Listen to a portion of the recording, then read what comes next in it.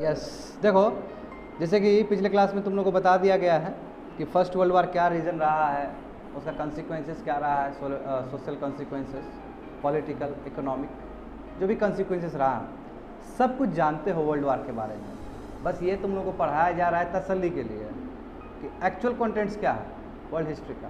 क्या करोगे, ऑप्शनल पढ़ रहे हो तो बाबू तो मेहनत तो करना पड़ेगा ऑप्शनल के लिए बहुत ज़्यादा, ठीक है। ज़्यादा नहीं, मोटा मोटा किताब पढ़ना पड़ेगा, ठीक है। पावर बढ़ जाएगा तुम लोग का। जिसका चश्मा नहीं है उसका चश्मा लग जाएगा, और जिसका है कोई बात नहीं, थोड़ा पावर बढ़ जाएगा। देखो, फर्स्ट वर्ल्ड वार, जैसे कि तुम लोग जानते हो कि 28 जुलाई 1914 को युद्ध आरंभ हुआ, ठीक है। ये युद्ध आरंभ भी क्यों हुआ था तो इमीडिएट रीज़न बता दिए थे पिछले क्लास में, ठीक है ना। पिछले क्लास में जैसे फर्डिनेंड जो थे वो नेचुरल हेयर थे, वो आने वाले थे किसके, ऑस्ट्रिया के। हो गया, खूब जान लिया तुम, कुछ आता होता है नहीं। ऑस्ट्रिया का प्रिंस था, वो किंग बनने वाला था, और उनके धर्मपत्नी, दोनों को बाबू लुढ़का दिया ये लोग, ठीक है, मार दिया ये लोग। अब गुस्सा हुआ इस चीज़, यही चीज़ का इंतजार था, ठीक है। तो बोला ठीक है अटैक कर देंगे। ऑस्ट्रिया और हंगरी यानी कि एक साथ है, उसने अटैक किया किस पे, सर्बिया पे। जाहिर सी बात है, दोनों ब्लॉक तैयार हो ही रहा था, आ गया आमने सामने। तो वो फर्स्ट इवेंट वही लिखा गया, देखो यहाँ पे कोड वर्ड में लिखा गया है, ऑस्ट्रिया अटैक सर्बिया। क्यों? क्योंकि वही सर्ब स्लैब नेशनलिज्म का जो बात हो रहा था, है ना, जिसमें ऑटोमन एम्पायर किस तरफ गया है, जर्मनी की तरफ, सभी जानते हो। रसिया ने सर्बिया को सपोर्ट किया, जर्मनी ने ऑस्ट्रिया को सपोर्ट किया। जानते हो कि रसिया तुम्हारा ट्रिपल एंटोंत का पार्ट है, ठीक है। जर्मनी की तरफ वही अटैक फ्रांस थ्रू बेल्जियम, यानी कि जर्मनी को अटैक किया फ्रांस ने तुम्हारा इस साइड से, बेल्जियम साइड से। देखो बेल्जियम देखोगे मैप में, नीतीश दौड़ते हुए दिखाओ, आलसीपना खत्म हो जाएगा तुम्हारा।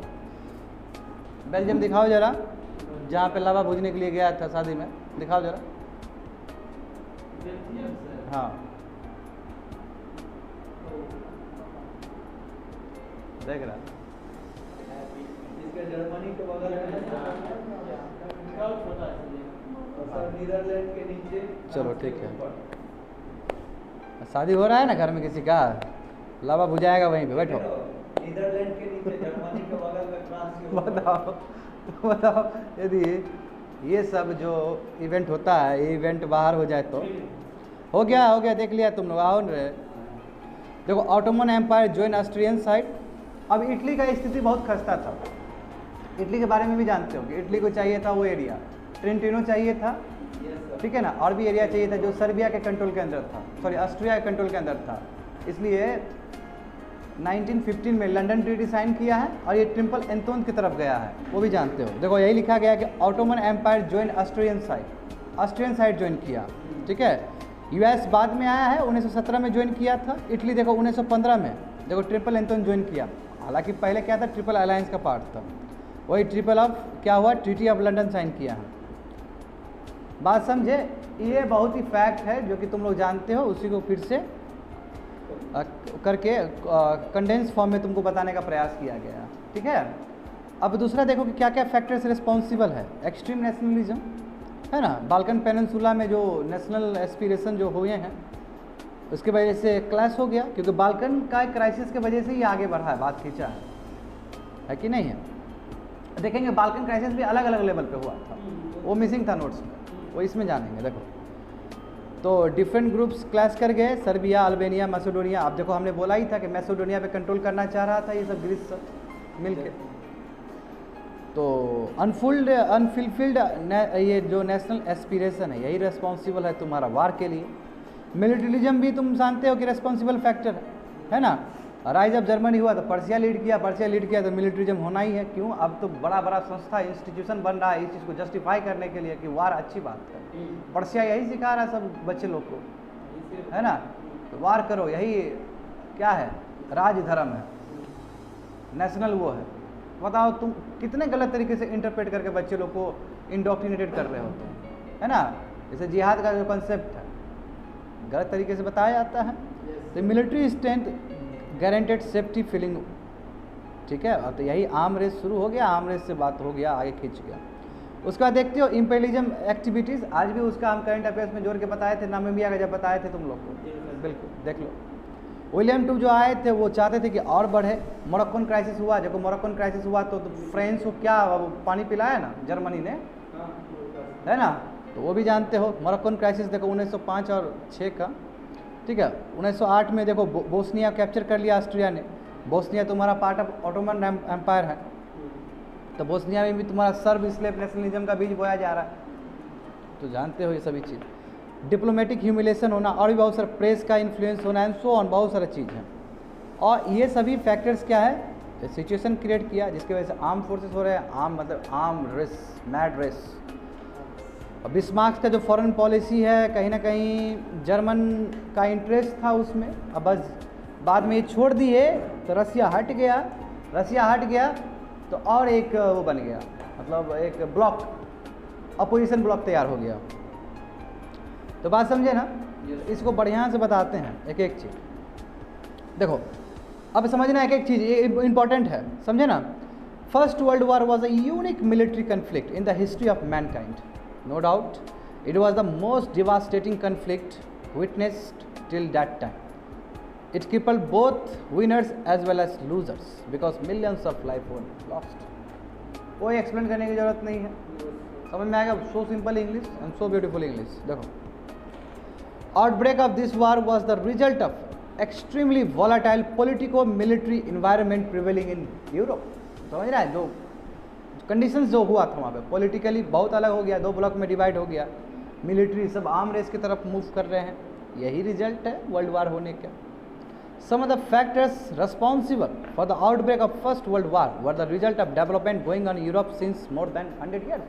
मैंने तो बोला था ये चीज़ कल, उस समय भी हम लोग क्लास स्टार्ट किए थे जो नोट से, तो उसमें बोला था कि फर्स्ट वर्ल्ड वार होने से पहले का स्थिति क्या था। तो हमने इंपेरियलिज्म का बात किया, हमने कोलोनियलिज्म का बात किया, हमने मार्केट का बात किया, हमने इंडस्ट्रियल रिवोल्यूशन का बात किया, हमने अलग अलग तुम्हारा वर्कर्स का बात किया, हमने अलग अलग कॉलोनीज़ का बात किया। तो 100 साल पहले ही एक भूमिका तैयार हो गया था कि अब तो इनएविटेबल है, फाइट तो होना ही होना है। बात समझे, तो वही बोला कि ये 100 साल का बहुत बड़ा कालखंड का रिजल्ट है। तो और क्या है, some others way result of humiliated circum. अब बहुत सारा तो क्या है कि तुम्हारा ह्यूमिलेट सर्कमस्टेंसेस बना, यानी कि देखो जब जो इमीडिएट रीजन है, इमीडिएट रीजन जिसमें हम प्रिंस को मारते हैं तो वो भी एक ह्यूमिलेशन है कि ऑस्ट्रियन किंग मर गया, वो एक ह्यूमिलेशन फैक्टर है। अल्साइक एंड लोरेन का जगह ले लिए, ह्यूमिलेशन फैक्टर है। फ्रांस को गुस्सा है उस चीज़ का कि हमारा एरिया कैसे ले लिया, 1871 में हमसे जीत गया, तो ये ह्यूमिलेशन फैक्टर है। हम कह सकते हैं कि जो 100 साल पहले से तपस्या हो रहा था, एट द सेम टाइम जो वहाँ पे पॉलिटिको एडमिनिस्ट्रेटिव में, जो पॉलिटिको स्पेशली जो वहाँ पे पॉलिटिक्स में जो असर आया था, ये सब रीजन से, एक रीजन नहीं है। एक इतना बड़ा विश्व युद्ध हुआ है तो अनेक कारण होगा, ठीक है, एक कारण होगा तो आराम से आदमी सुलझा लेगा उस चीज़ को। क्या क्या फैक्टर्स रहा है, तो देखो रैपिड नेशनलिज्म, वो मैड नेशनलिज्म कहोगे तो, ठीक है, एक इम्पॉर्टेंट रोल प्ले किया, ठीक है, जैसे successful unification of Germany and Italy. अब देखो जर्मनी और इटली जब यूनिफाई हुआ तो नेशनलिज्म पूरा यूरोप में गया है ना। 1871 के बाद नेशनलिज्म और ज़्यादा तेज़ी से बढ़ा है। तो अब ये कंट्री लोग भी बोलेगा, जो बाल्कन वाला बोलेगा कि हमको भी इंडिपेंडेंस चाहिए, हमको भी इंडिपेंडेंस चाहिए। और ऑस्ट्रेलिया का शुरू से साम्राज्य रहा है, हमने देखा है कि जब ईस्ट और वेस्ट टूटा था तुम्हारा रोमन एम्पायर, तो ऑस्ट्रेलिया ही था जो कैरी फॉरवर्ड किया था उस एम्पायर को, ऊपर वाला को। तो ऑस्ट्रेलिया का शुरू से हिस्ट्री से ही रिकॉर्ड रहा है, यूरोप को उसने कैप्चर करके रखा है। बात समझे ना। तो ये जो यूनिफिकेशन हुआ है जर्मनी का, इटली का, इससे एक नेशनलिज्म का जो तुम्हारा जो भूख कहते हैं, एक जो फीलिंग्स कहते हैं, पूरा यूरोप में स्प्रेड हुआ, ठीक है। The fire of nationalism was most intense in the peninsula, देखो बाल्कन पेनिनसुला। क्यों? क्योंकि where it was practically impossible to satisfy the national aspiration of every one. देखो मिक्सड पॉपुलेशन, तो मिक्सड पॉपुलेशन में बोलेगा कि ये सर्ब पॉपुलेशन है, इसको एक कंट्री बनाना है, लेकिन मिक्सड है वो। ऑस्ट्रिया बोलेगा कि हमको लेना है ये बाल्कन, दूसरा वाला बोलेगा, सर्बिया बोलेगा हमको लेना है, तो कन्फ्लिक्ट तो होगा ही होगा। वही हुआ।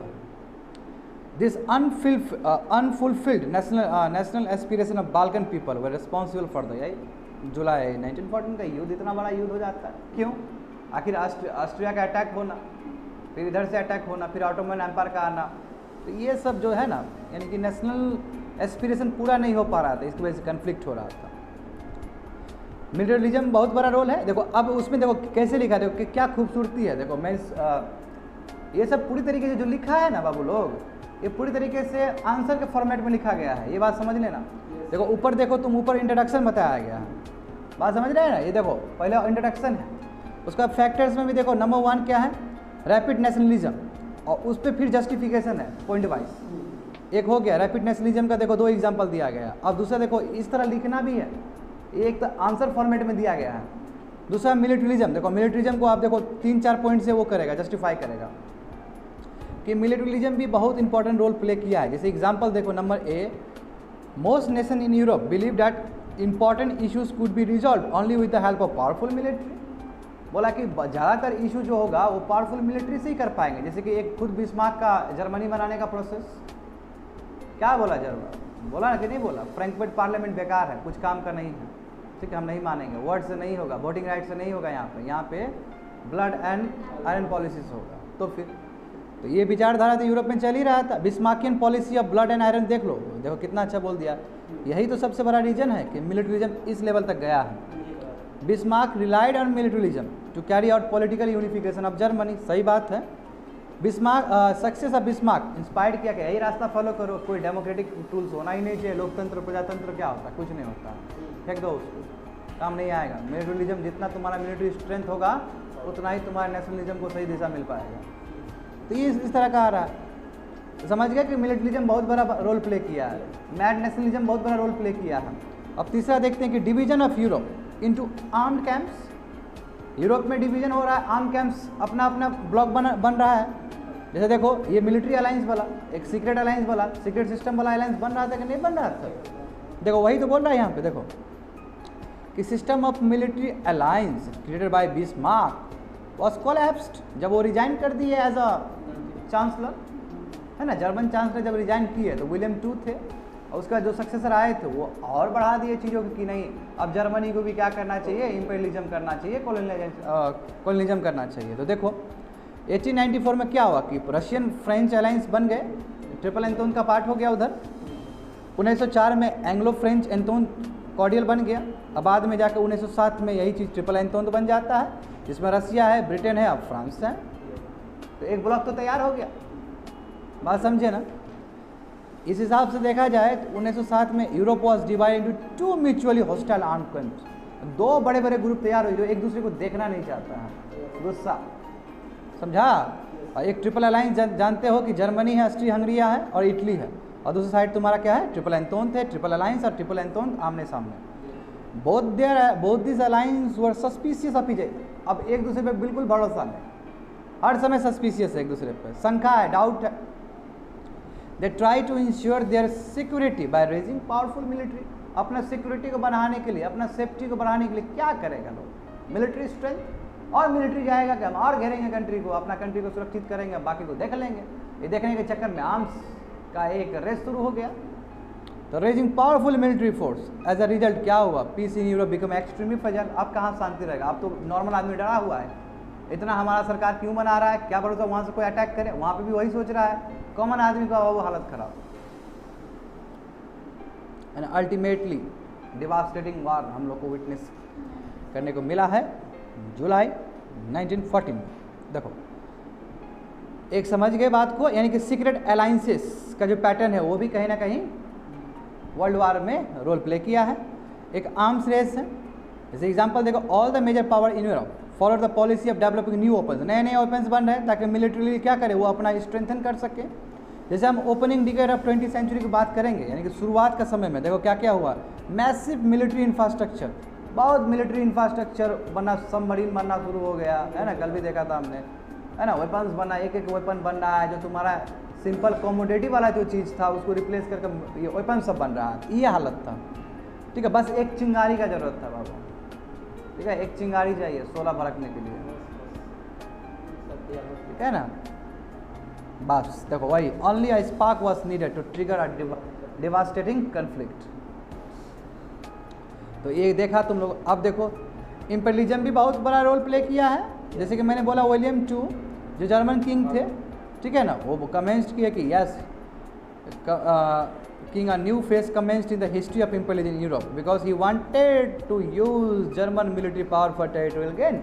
विलियम II जिसे मतभेद होकर हमारे बिस्मार्क साहब निकल गए वहाँ से। तो ये भी तो सोचा कि अब हम जर्मनी को बहुत ऊपर ही पहुँचा देंगे, इंग्लैंड के बराबर कर देंगे, ब्रिटेन का बराबर कर देंगे। तो देखो अब इसका ही रिजल्ट तुम लोग को देखने को मिलेगा। फर्स्ट मोरक्कन क्राइसिस हुआ था, जान ही रहा है क्राइसिस में क्या हुआ था, है ना। मोरक्को को इंडिपेंडेंस दिलाने के लिए जर्मनी आया, बोला कि ठीक है हम दिला देंगे तुमको। और फ्रांस के अंदर था वो, फिर समझौता करके फ्रांस को दे दिया गया कि चलो रखो। और फिर भी 1911 में ऐसा टिप्पणी किया, यानी कि वो अपने वर्ड से पीछे गया है जर्मनी। बोस्निया क्राइसिस हुआ 1908 का। सेकेंड मोरक्कन क्राइसिस फिर हुआ है तुम्हारा 1911 में, वही जब टिप्पणी दिया था। बोले ना, देखो पिछले क्लास काम आया कि नहीं आया। ये आउटकम है कि इम्पेरियलिस्टिक पॉलिसी हो रहा है, यानी कि फ्रांस बाबू, फ्रांस का जो टेरिटरी है उस पर भी नज़र है अच्छे से। बोस्निया क्राइसिस देखो, बोस्निया वही बाल्कन का जो पार्ट था। क्रिएटेड द इमीडिएट सर्कमस्टेंसेस, ये तो इमीडिएट सर्कमस्टेंसेस किया है, जानते हो। बोस्निया क्या ऑटोमन एम्पायर का पार्ट था, इसमें 3 मिलियन सर्ब्स थे, यानी कि 30 लाख तुम्हारे सब, यानी कि सब क्या है, एक ग्रुप है, हाँ एक रेस है। जैसे बोलते हैं ना कि हम लोग कौन से आर्यन रेस से हैं, तो ये रेस हुआ एक, ठीक है। तो 30 लाख सर्ब्स क्या थे, एक रेस है, सर्ब रेस है। और सर्बिया देख रहे थे कि हमको चाहिए इसको, क्या क्या हुआ देखो। To keep Serbia down Bosnia was capture, ताकि सर्बिया को नीचे दिखा सके, तो ऑस्ट्रिया ने क्या किया, अटैक कर दिया बोस्निया पे। बात समझे, कैप्चर कर लिया बोस्निया को ऑस्ट्रिया ने, जो कि ऑटोमन एम्पायर का पार्ट है। This Austrian imperial triggered a wave of radical revolutionary nationalism, तो कंट्री में बगावत शुरू की, तो सर्बिया को मिलना चाहिए, तो कन्फंट्रेशन। तो one of the SERB revolutionaries named, एक नाम था इनका, हाँ गैब्रियल प्रिंसेप, ठीक है, वही गैब्रियल प्रिंसेप ही थे जिन्होंने ऑस्ट्रियन प्रिंस वही फेर्डिनेंड को मार दिया था उनके वाइफ के साथ। इससे हो गया, तो ऑस्ट्रिया कैप्चर किया था, इसलिए वहाँ पे गैब्रियल करके जो रेवोल्यूशनरी था, बोले थे इसका सोसाइटी के बारे में भी नाम बताए थे, एक सोसाइटी का एक मेंबर था, उसने मारा था, ठीक है, गैब्रियल का नाम है, उसमें भर देना उसमें जाके, ठीक है। तो यहाँ इनसे हो गया। इमीडिएट रीजन तो यही है, इमीडिएट रीजन तो यही है ना इनका, इनको मारना।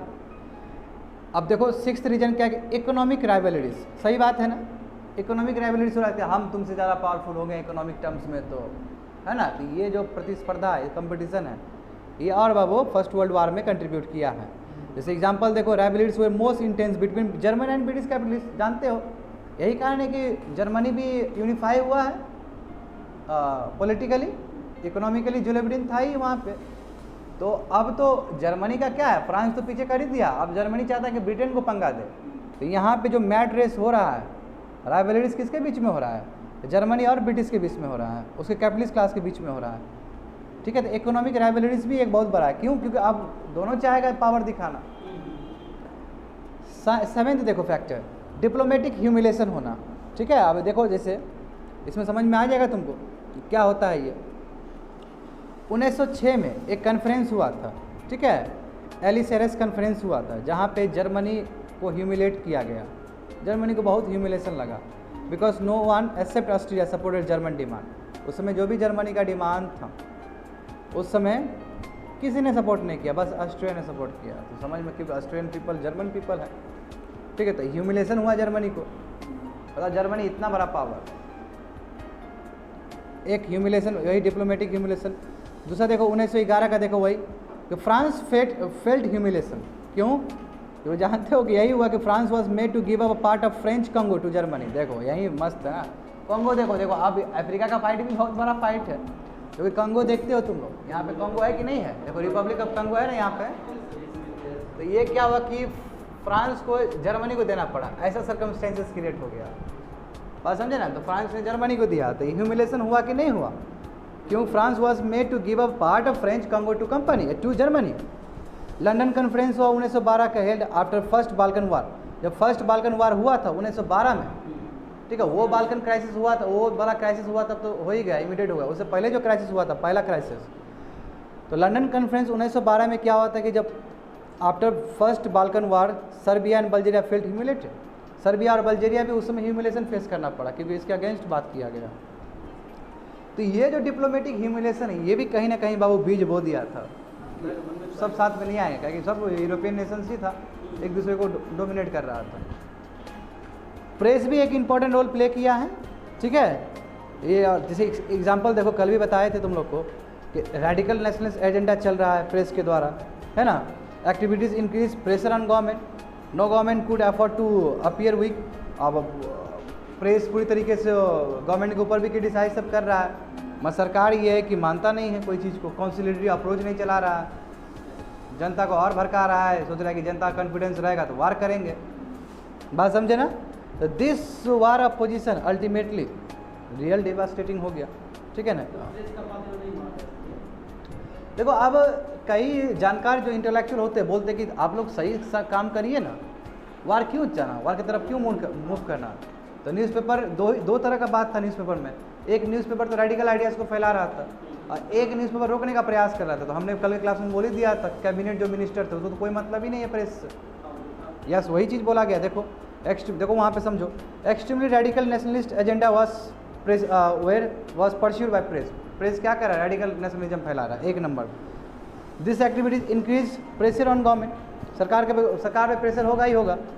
और कोई गवर्नमेंट नहीं चाहता है कि कोई कॉन्सिलेटरी अप्रोच निभाए, यानी कि कोई समझौता नहीं करना चाहता, कोई पीस नहीं करना, पीस संधि नहीं करना चाहेगा, सब जाना चाहेगा। हमने बताया क्लास में। 9 नंबर देखो, जो सिचुएशन था यूरोप में बहुत वोलाटाइल था, स्पेशली 1900, वही first decade of your 20th century. Many countries started believing a war was necessary. बोला कि यूरोप में वार बहुत ज़रूरी है पीस के लिए, ताकि ठंडा पड़ जाएगा कुछ पावर, तो कुछ पावर ठंडा पड़ जाएगा तो एक पावर डोमिनेट रहेगा तो पीस अपने आप हो जाएगा, ठीक है ना। A kind of mental sickness was, लोग बहुत परेशान हो गए। शुरुआती तुम्हारा डिकेड्स ऑफ 20th सेंचुरी में लोग परेशान हो गए पूरी तरीके से। तो इसलिए कहा जाता है, it was commented that in 1914 what it was not just Turkey but was whole Europe. बोला केवल टर्की ही सीख नहीं हुआ था, क्योंकि ऑटोमन एम्पायर का वो सब ले लिया था, बल्गेरिया सब, केवल टर्की ही बाबू बीमार नहीं हुआ था, पूरा यूरोप ही बीमार था, मेंटल फ्रस्ट्रेशन। बात समझ रहे हैं ना। अब देखो इसी को करेगा आगे। देखो जैसे situation was so volatile that British prime minister, उस समय लॉर्ड ऑक्सफोर्ड जो थे, ठीक है, देखो ऑक्सफोर्ड इनके नाम से ही बना है, जो British prime minister lord Oxford जो थे, later commented that we were often conscious that we are skating thinnest of ice, the peace in Europe was at the mercy of chapter of unforeseen and unforeseen experiment. बोला कि जो Europe का जो तकदीर है वो आगे तय करेगा, ठीक है, और हम लोग थिन लेयर पे बैठे हुए हैं, कभी भी टूट सकता है। बात समझे ना। This volatile situation resulted in a war to end, शुरू हो गया। तो देखो यहाँ पे सिविल सर्विस में कैसे क्वेश्चन पूछा गया है, critically examine the circumstances leading to outbreak of first world war पूछा गया है। बैटल ऑफ सेडान देखो कैसे खींचा है, it self prepared a ground for world War 1, लिख सकते हो बिल्कुल, बिस्मार्क का पॉलिसी बता सकते हो। Seed of first world war sown by the battle of Sedan itself. देखो इसी क्वेश्चन को अलग तरीके से पूछा गया है दूसरे ईयर में, पूछता वही सब चीज़ है, बस शब्द का सौदागर है, शब्द घुमा के पूछेगा, ठीक है। देखो वाइफ 1914 वही, sick man of Europe was no longer just Turkey, केवल टर्की नहीं रहा सिक मैन, क्या हुआ, यूरोप पूरा रहा। देखो अभी ऊपर बता दिए कि नहीं बता दिए। For little over 2 decades before 1914, 1914 से पहले 20 साल का बात करें, इंटरनेशनल सिचुएशन जो यूरोप में आ गया था बाबू, वो क्या करेगा, वॉज डैट आर्म्ड पीस, यानी कि आर्म पेस होगा, यानी कि आर्म बढ़ेगा ही बढ़ेगा। वही मैड रेस है जो भूमिका तैयार हुआ था। वे आर ऑफन कॉन्शियस डैट, हाँ ये देखो ये अभी पीएम का जो था तुम्हारा, हाँ लॉर्ड ऑक्सफोर्ड का। 7 नंबर देखो, Bosnia crisis was just a link in the chain of event that led to the grand war. बोला कि बोस्निया क्राइसिस हुआ था, तो ये एक क्राइसिस नहीं, इससे पहले बहुत क्राइसिस हो गया था, बताया था अभी तुमको, मोरक्कन क्राइसिस हुआ, ह्यूमिलेशन डेवलपमेंट, बहुत सारा चीज़, ठीक है। अब इसमें वही बोला कि any single exploitative for outbreak of first world is likely to be too simple. कोई एक सिंपल रीजन तो नहीं रहा होगा, इसमें बहुत सारा रीजन रहा होगा, ठीक है। और एमलगम ऑफ बहुत सारा फैक्टर, जैसे इंटेलेक्चुअल फैक्टर होगा, यानी कि प्रेस फैक्टर कह सकते हो तुम, इंटेलेक्चुअल। सोशल फैक्टर होगा, क्यों नहीं होगा सोशली, ठीक है, ह्यूमिलेशन हो रहा है सोसाइटी में। अल्सा का लॉरेन का इशू है, इकोनॉमिकली है, क्योंकि देखो जर्मन और तुम्हारा ब्रिटेन का बात है, एज पॉलिटिकल तो है ही, 2 आर्म्स तैयार हो गया, 2 ब्लॉक तैयार हो गया, डिप्लोमेटिक लेवल पर भी बात हुआ है, ये सब रीजन रहे हैं, तब जाके इतना बड़ा वार हुआ है। बात समझे। तो कितना बढ़िया क्वेश्चन पूछा गया है। देखो very few countries wanted to take part, बहुत कम कंट्री चाहते थे कि फर्स्ट वर्ल्ड वार में पार्ट करें, मगर very few believe that they can, और बहुत कम ये सोचते थे कि हम दूर रह सकें, क्योंकि डायरेक्टली और इनडायरेक्टली रिलेटेड है यूरोप से। अगर यूरोप पूरा वर्ल्ड को लीड कर रहा है तो डिपेंडेंट है। ये जो डायकोटॉमी है, ये कन्फ्यूजन है कि करे भी या नहीं भी करे, इसको बोलते हैं डायकोटॉमी, कन्फ्लिक्ट ऑफ इंटरेस्ट कह सकते हो तुम्हारे टर्म में। ये जो डायकोटॉमी है, जो कन्फ्यूजन है, जो डायलामा है, ये भी एक इम्पॉर्टेंट रोल प्ले किया है वार होने में, ठीक है ना, सही बात है ना। इटली का देख लो केस, देखो अब ये समझो, इसको आंसर देखो बहुत अच्छे से दिया गया है, ठीक है, जैसे इसी का आंसर दिया गया क्योंकि क्वेश्चन डिफरेंट था इसलिए आंसर दिया गया है यहाँ पे। देखो कि मेजर पावर सब जान रहे हो, ये सब ऑटोमन एम्पायर ये है। ऑस्ट्रिया बिलीव करता था कि वार नेसेसरी है सर्बिया का वो चैलेंज ख़त्म करने के लिए।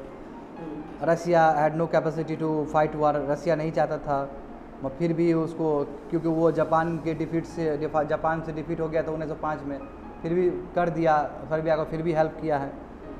मगर फिर 1917 में फिर रसिया को छोड़ना पड़ा था क्योंकि वहाँ पे रशियन रिवोल्यूशन चल रहा है, ये भी बात समझो, ठीक है। जर्मन कैपिटलिस्ट चाहता था कि हम भी पूरी तरीके से ब्रिटेन की तरह रहे, ठीक है। जर्मन का जो किंग था विलियम II, वो भी बोला था कि दादागिरी दिखा रहा था, देखो वहाँ पे लिखा गया है, ठीक है ना, कि हमको ही करना है, देख रहा है ना, सो समझ गया। ये आंसर है सर, ये जो बताया उसी को लिखने का तरीका बता रहे थे वहाँ पे, ठीक है ना। देखो नहीं समझ में आया, एक वर्ड हार्ड आया था, कुछ वर्ड आया था, इसलिए दादागिरी लिख दिए थे वहाँ पे। ब्रिंसमैनशिप मतलब दादागिरी होता है, ठीक है ना। देखो तो यही सब चीज़ है तुम्हारा हुआ है। How far it is a correct to set, कितना सही कहना होगा कि first world war was fought essential for preservation of balance of power. First world war इसलिए किया गया था कि हम बैलेंस ऑफ पावर को प्रिजर्व कर सकें, सही बात है, पीस ला सकें। Critically examine the responsibility of Germany, Germany का कितना बड़ा रोल है फर्स्ट वर्ल्ड वार के लिए, तो बता दो, तो ख़त्म कर दिया। मेन तो यही तो था, आज यही लंबा युद्ध भी किया है, बाकी सब तो पावर पीछे हो गए। तो नेचर क्या हुआ, देखो हमने कहा है हर समय कि फर्स्ट वर्ल्ड वार या सेकेंड वर्ल्ड वार हो, ये टोटल वार था। ये जर्मन, बाद में जर्मन के एक बहुत बड़े हुए हैं, राइटर हुए हैं, 1935 में ये दिए थे शब्द कि ये टोटल वार है। क्यों? हर जगह से लड़ा गया, लैंड से लड़ा गया, आकाश से लड़ा गया और पानी से लड़ा गया, तो टोटल वार है। यहीं से पॉसिबिलिटी हो सकता है, तीनों जगह से लड़ा गया, बात समझे। और सेकेंड वर्ल्ड वार तो कुछ ज़्यादा ही लड़ा गया, हिरोशिमा नागासाकी, इसमें तो बहुत ठंडा कर दिया गया ना जापान को। जब सेकेंड वर्ल्ड वार बताएंगे तब और अच्छे से बताएंगे। देखो 1900, अब देखो क्या है, फिर बड़े दूसरे जो अमेरिकन जनरल आए वो भी अपना नया थ्योरी डेवलप किए हैं। अब ये सब क्या है कि विश्लेषण का चीज़ है, ये हो गया तो 50 साल बाद आगे कोई पढ़ रहा है, उसको समझ रहा है, तथ्य को देख रहा है, यूरोप विजिट कर रहा है, हिस्ट्री निकाल रहा है, फिर उसके ऊपर चिंतन हो रहा है। जैसा हर हिस्ट्री यही होता है, हिस्टोरियंस का काम होता है। हमारा हिस्ट्री ज़्यादा बाहर का लोग पढ़ा है, मैक्स मिलर पढ़ा है, जेम्स प्रिंसेप पढ़ा है। देखो टोटल वार का मतलब क्या, पहले ही समझना होगा तुमको। टोटल वार का मतलब क्या है कि बहुत सारे कंट्री इसमें इंगेज्ड हैं, नंबर 1, ठीक है। Total participation of countries, total dedication of national, यानी पूरा नेशनल रिसोर्सों को झोंक दिया तुमने वार में, सही बात है ना। कमोडिटी का भी प्रोडक्शन नहीं समझा गया, सब पूरा झोंक दिया गया। दूसरा देखो बहुत स्प्रेड हुआ, लार्ज लोकेशंस तक इसका गया है तुम्हारा रिजल्ट। इसमें लेटेस्ट वेपन्स और टेक्नोलॉजी का यूज़ किया गया जो कि मास ऑफ डिस्ट्रक्शन था, बाद में बना कि नहीं बना कि ये मास ऑफ डिस्ट्रक्शन को रोकना है, बाद में सेकेंड वर्ल्ड वार के बाद बना है। जैसे बायोलॉजिकल वेपन, जैसे कोविड-19 के ऊपर भी तुम्हारा आता है कि नहीं आता है कि बायोलॉजिकल वेपन्स आप नहीं बना सकते हो, ठीक है। नए नए न्यू मिलिट्री इंफ्रास्ट्रक्चर डेवलप होना शुरू हो गए वर्ल्ड वार के वजह से, ठीक है। सोल्जर्स और नॉन सोल्जर्स में कोई डिफ्रेंशिएट ही नहीं रहा, सिविलियन और सोल्जर में कोई डिफ्रेंशिएट ही नहीं, सबको मार रहा है। तो अब बाद में यूनाइटेड नेशन का चार्टर आया कि नहीं कि आप वार के टाइम में सिविलियन को आपको नहीं करना चाहिए, जो एथिक्स में भी बताया याद है। देखो वो लंबा चला है, क्यों नहीं लंबा, 4 साल युद्ध चलता है क्या, 4 साल युद्ध चला है तो लंबा नहीं हुआ। तो डिसाइसिव वार था, भाग तय करने वाला वार था, ठीक है ना। तो और उसमें बहुत सारा अंतर था तुम्हारा, हर जगह असर पड़ा है, सोशली, इकोनॉमिकली, कल्चरली, हर जगह प्रभाव पड़ा है। तो कह सकते कि यस टोटल हर जगह हर क्षेत्र पर असर है इसका, ठीक है ना। तो वही चीज़ को बाबू वो कोड वर्ड में बताया गया, इसमें तुमको अच्छे से बताया जाएगा। देखो कि फर्स्ट वर्ल्ड वार और सेकेंड वर्ल्ड वार दोनों को एक साथ रख के बताया जा रहा है यहाँ पे। ये जो टोटल जो वार है ये जर्मन जनरल, ठीक है ना, लुडेनड्रॉफ्ट 1935 में, नाम याद करने की कोई ज़रूरत नहीं इनका, ठीक है, अपने किताब का नाम ही इन्होंने टोटल वार रखा था, ठीक है। तो ये कहते हैं कि फर्स्ट वर्ल्ड वार डिफरेंट था, ठीक है, बहुत डिफरेंट है बाकी जितने भी वार हुआ है ह्यूमन हिस्ट्री में। क्यों? क्योंकि ये टोटल वार है।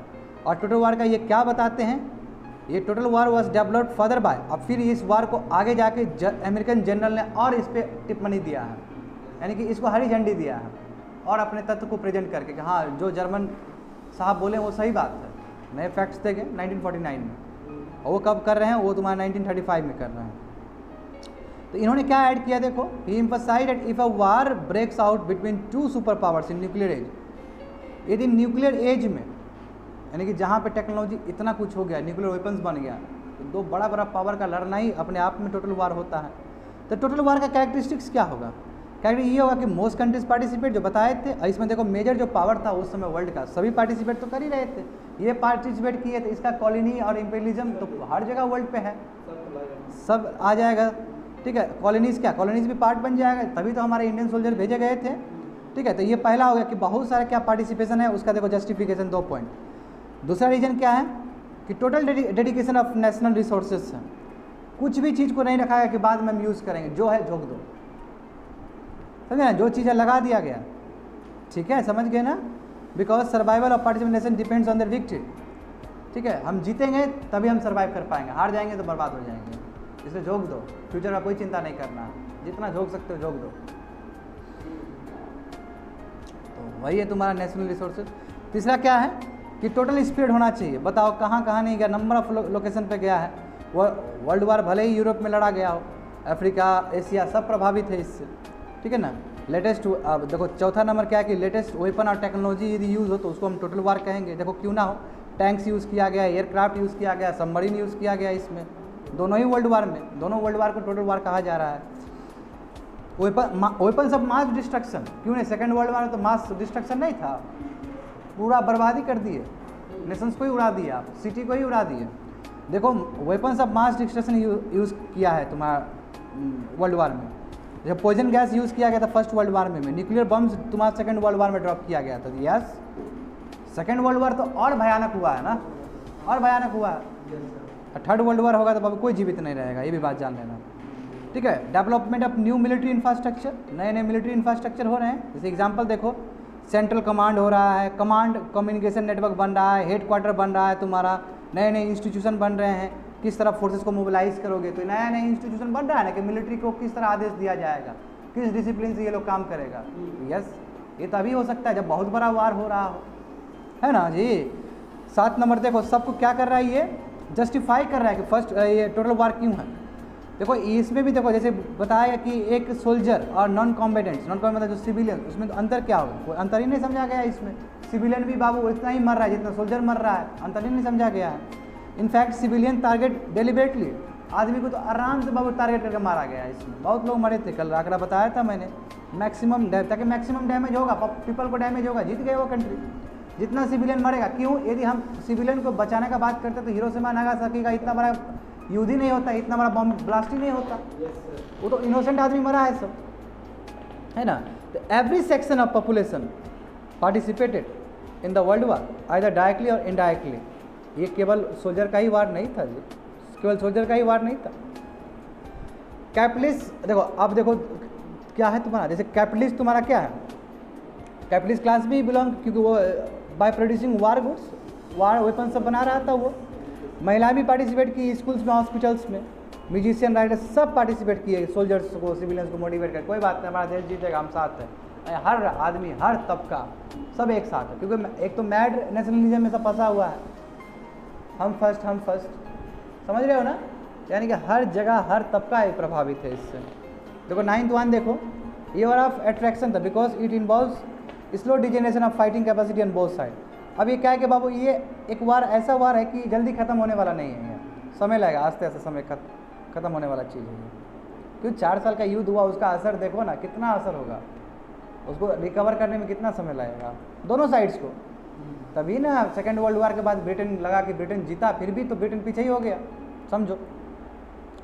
टोटल वार क्या, long drawn out military conflict, लंबा समय तक ये संघर्ष हुआ, 4 साल तक चला है। देखो टोटल वार तुम्हारा डिसाइसिव नेचर है ना, the war ends with surrender of one side unconditionally, है ना। जब तक कोई एक ब्लॉक जब तक ना बोल दे कि यस हम हार गए हैं, तब तक वार चलते रहेगा। और जर्मनी अल्टीमेटली जाके बोला है, और उसके बाद जो जर्मनी का जो हश्र हुआ है सभी जानते हो। दोनों वार में जर्मनी को बाबू घुटना टेकना पड़ा, ठीक है ना। तो total war lives behind a total impact, कितना बढ़िया बोला कि टोटल वार ने क्या किया कि टोटल इम्पैक्ट दिया है, वो हर जगह इम्पैक्ट पड़ा है उसका, ठीक है। Not only military forces, every section of people, ठीक है। Such impacts were also witness World War 1, 2 हर जगह पे हुआ। तो इम्पैक्ट ऑफ वार क्या हुआ ये जानते हो, तुम लोग को बताया गया था क्लास में। तो डायरेक्ट हम नोट्स पे ही जाते हैं। देखो पॉलिटिकल इम्पैक्ट देखते हो कि फर्स्ट वर्ल्ड वार जब हुआ था तो ग्रेट एम्पायर्स का गिरना है ना, जानते हो तुम लोग। First war resulted in downfall of 4 great empires. अब देखो जर्मनी एम्पायर तो गया ही गया, ऑस्ट्रिया हंगेरियन एम्पायर भी गया, क्यों? क्योंकि पहले वाला जो जार वाला एम्पायर सब था, कल बताए थे ना। अब यहाँ पे डेमोक्रेसी का, लोकतंत्र का स्टार्टिंग होगा रियल मायने में, क्योंकि बिस्मार्क भी पूरी तरीके से क्या था, किंग ही था कि नहीं था, उस पर किंग ही था उसका, कल बताए थे। तो ऑटोमन एम्पायर गिर गया, हाँ ऑटोमन एम्पायर गिरा तो उसका इंडिया के साथ क्या रिलेशन है वो भी जान रहा है। रसिया का जार वाला एम्पायर गिर गया क्योंकि वहाँ पे रशियन रिवोल्यूशन हो रहा है। ऑस्ट्रिया का गिरेगा ही गिरेगा, ऑस्ट्रिया वो लूजिंग पावर है। जर्मनी का गिरेगा ही गिरेगा। अब फिर अब आएगा तो फिर अब पार्लियामेंट का बात आएगा, अब फिर हिटलर रिवाइव कर देगा उसको। अब फिर उस at the same time Italy में भी वही हाल होगा, यानी कि अभी भी लोकतंत्र नहीं आएगा, लोकतंत्र बाद ही में आया है। सेकेंड वर्ल्ड वार के बाद ही में कहें कि most of the European country में भी वो लोकतंत्र आया है, हम कह सकते हैं सही मायने में, क्योंकि आप समझ गया कि डिक्टेटरशिप सही चीज़ नहीं है। अब प्रिंसिपल ऑफ सेल्फ डिटर्मिनेशन, ठीक है। आप देखो इसमें क्या बताए, आप देखो पॉलिटिकल इम्पैक्ट समझ में आया कि बड़े बड़े एम्पायर का गिरना, बड़े बड़े डायनेस्टी का गिरना, जर्मनी का गिरना, ऑस्ट्रिया हंगरी का गिरना, रशिया का गिरना और ऑटोमन एम्पायर का गिरना। दूसरा देखो क्या असर पड़ा है पॉलिटिकल इम्पैक्ट कि principle of self determination adopted by the piece maker of Paris resulted in emergence of new Nations.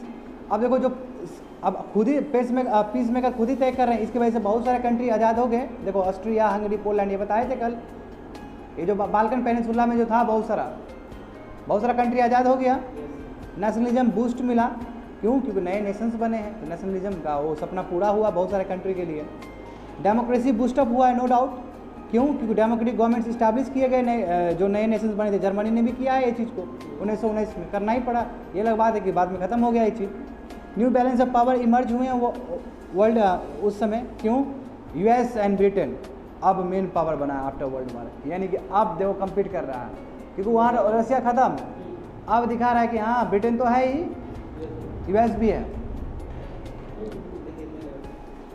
Overtake कर लेगा बाद में जाके, ठीक है ना। जापान देखो 1919 के बाद मेजर पावर, जापान भी दिखा रहा है अपने आप को, क्योंकि टेक्नोलॉजिकली बहुत अवेयर है वो, ठीक है ना। Spread of internationalism also got, यानी कि इंटरनेशनल इशूज इतना फैल जाना, ठीक है। Peace maker of Paris establish large of nations to league of nation बना था कि ना, कि बाद में इस तरह का हम फ्यूचर वार ना हो, मगर ये फेल हो गया।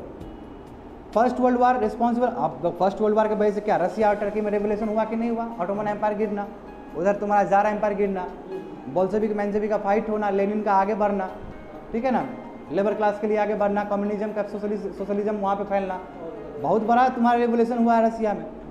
Concept of welfare state gain popularity in Europe, क्योंकि यूरोप को भी टच करेगा ना सोशलिज्म, जो रसिया से आएगा, तो जर्मन फिलोसोफर का कार्ल मार्क्स का वो चलाएगा वो, और वो ईस्टर्न यूरोप को टच करेगा जाके। तो कहने का मतलब क्या, सोशलिज्म, अभी तो कैपिटलिज्म ही सब समझ में आ रहा है लोगों को, अब सोशलिज्म का ही बात होगा, ठीक है। सोशलिज्म एंड कम्युनिज्म, देखो वही बोला कि एक पॉलिटिकल डॉक्ट्रिन फिलोसॉफी के तौर पे आया है फर्स्ट वर्ल्ड वार के बाद, तो ये भी तो गजब का पॉलिटिकल इम्पैक्ट है, ये तुमको उसमें नहीं बताया गया था। देखो ये बहुत अच्छा विश्लेषण है। इकोनॉमिक असर देखो फर्स्ट वर्ल्ड वार क्या है, यूरोप को इकोनॉमिकली बर्बाद कर ही दिया है ना, इसमें कोई दो मत नहीं है। 400 बिलियन यूएस डॉलर खत्म हुआ था, पैसा याद करने की कोई जरूरत नहीं तुम लोग को, ठीक है।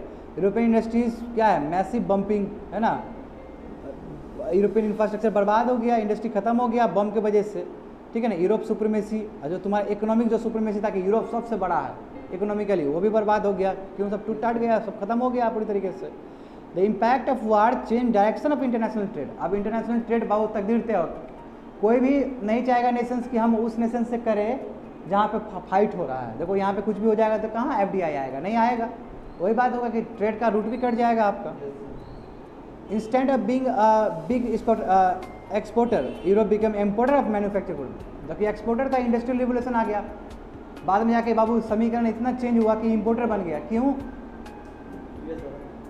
क्योंकि बर्बाद हो गया ना, इंफ्रास्ट्रक्चर जो एग्जिस्ट बर्बाद हो गया वो आपका, अब इम्पोर्टर बनकर आ गया और आप क्या कर रहा है, सही बोले तुम, अब यूएसए मार्केट कैप्चर कर रहा है वर्ल्ड का। जानते हो कि यहाँ पे ग्रेट डिप्रेशन का भी आना कोमल, और वहाँ पे समझ में आया कि यूएस कितना इंपॉर्टेंट है वर्ल्ड के लिए, क्योंकि ग्रेट डिप्रेशन यूएस में आना, उसको वर्ल्ड को प्रभावित करना, ग्रेट डिप्रेशन 1929 और 30s का। तो इससे भी पता चलता है कि एक कंट्री में रिसेशन आने से, यानी कि रिसेशन का जो लंबा फॉर्म डिप्रेशन आने से, और डिप्रेशन का भी लंबा फॉर्म ग्रेट डिप्रेशन आने से, तो बताए थे तुमको कि कैसे रिसेशन आता है। जापान और हाँ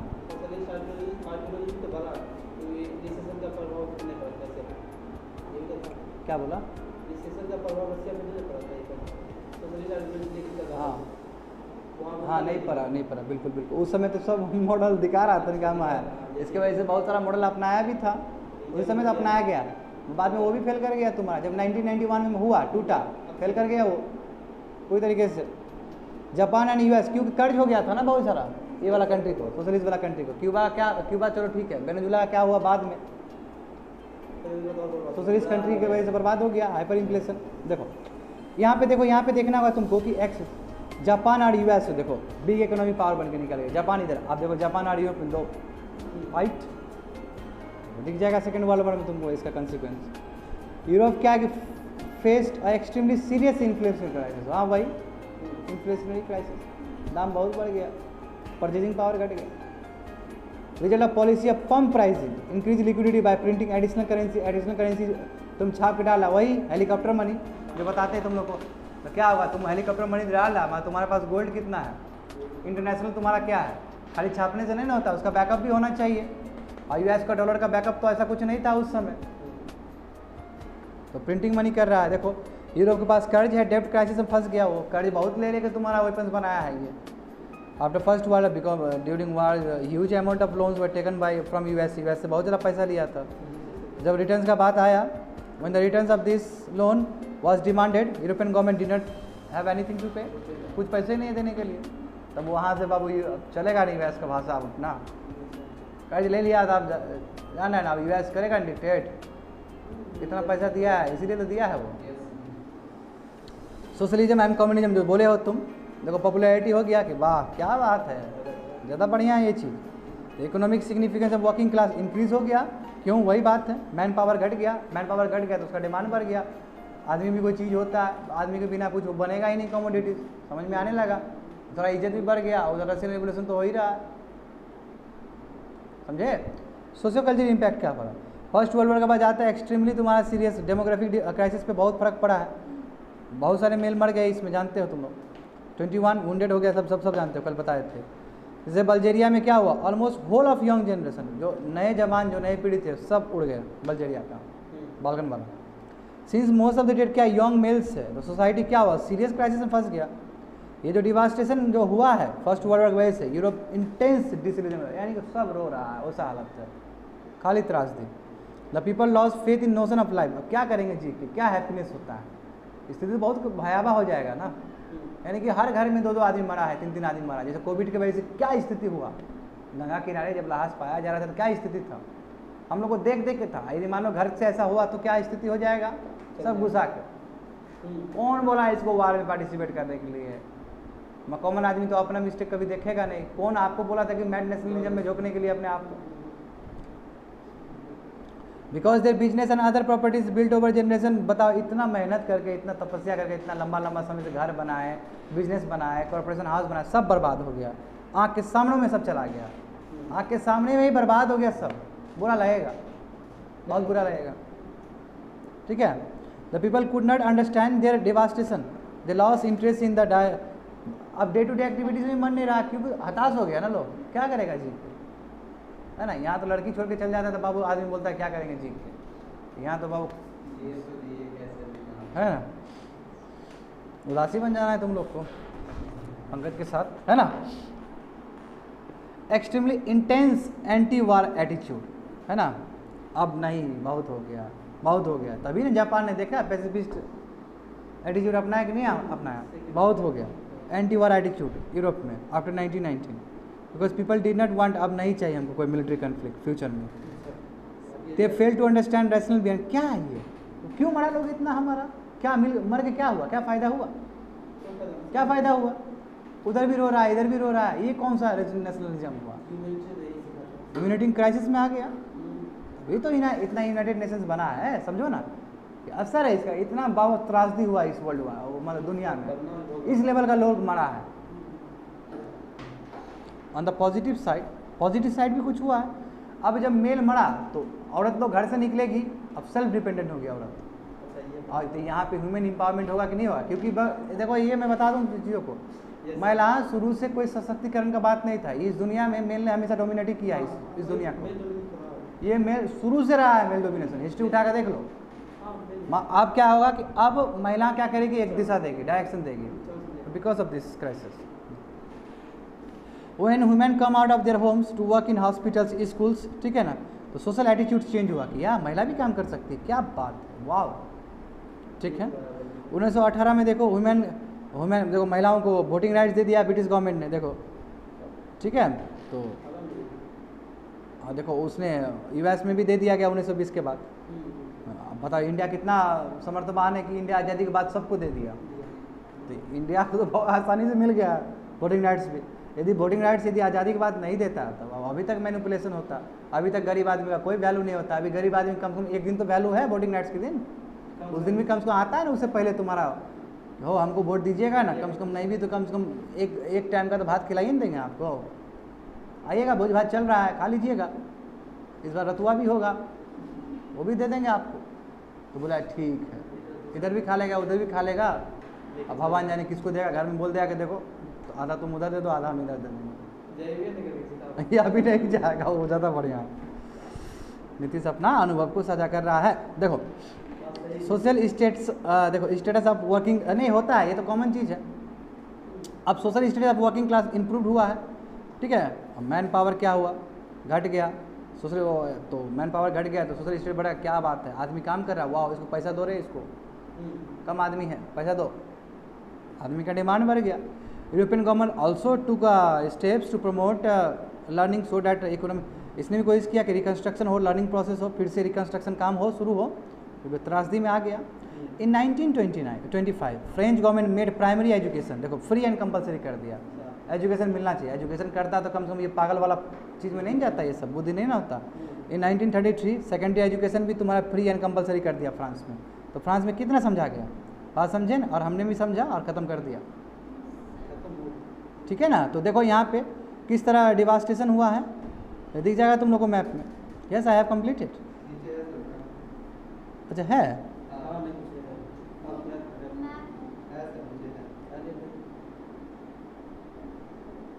कर तो दिया मैंने। ग्रेट वार देखो ख़त्म कर दिया मैंने, तुम गया ही नहीं वहाँ पे, ख़त्म कर। देखो मैप, हाँ मैप देखो, मैंने बोला था कि मैप बाद में समझ जाओगे। देखो यहाँ पे थोड़ा मैप भी देख लो क्या क्या हुआ है। देखो 1914 का रेफरेंस है, देखो वही फ्रांसिस फर्डिनेंड का जो वहाँ पे है। यहाँ सर्बिया देख लो, यहाँ पे ऑस्ट्रिया हंगरिया देख लो, ठीक है। वार टू एंड ऑल वार्स, ये इतना बड़ा ये टोटल वार्स है। देखो इसका असर क्या क्या इवेंट हुए हैं, देखो इवेंट दिया गया है यहाँ पे। रसिया लीव्स कर दिया, देखो 1917 में रसिया निकल गया वहाँ पे, क्योंकि उसी समय तुम्हारा रशियन रेवोल्यूशन हो रहा है वहाँ पे। बात समझ रहे हो ना। जर्मनी ने आर्मिस्टिस साइन किया है, तो सरेंडर कर दिया आप।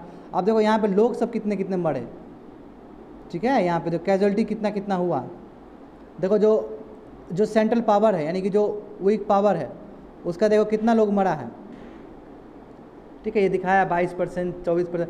अब देखो 76% देखो, वाह इतना ज़्यादा तुम्हारा लोग सब कैजुअलिटी में गए, इन्वॉल्व हुए। देखो जो जीता है तो उसका भी स्थिति खराब ही हुआ है। देखो फ्रांस 73 है कैजुअलिटी के मामले में। आगे देख लो, आगे तुम्हारा बाल्कन का देखो, बाल्कन का देखो, देख लो यहाँ पे बाल्कन वाला, बल्गेरिया सर्बिया वाला, ठीक है, क्राइसिस में फंसा है, ट्रिपल एन तो सो ऑन। नीचे जाओगे ऑस्ट्रिया हंगरिया रसिया, हाँ ये सब है, अटैक किया है।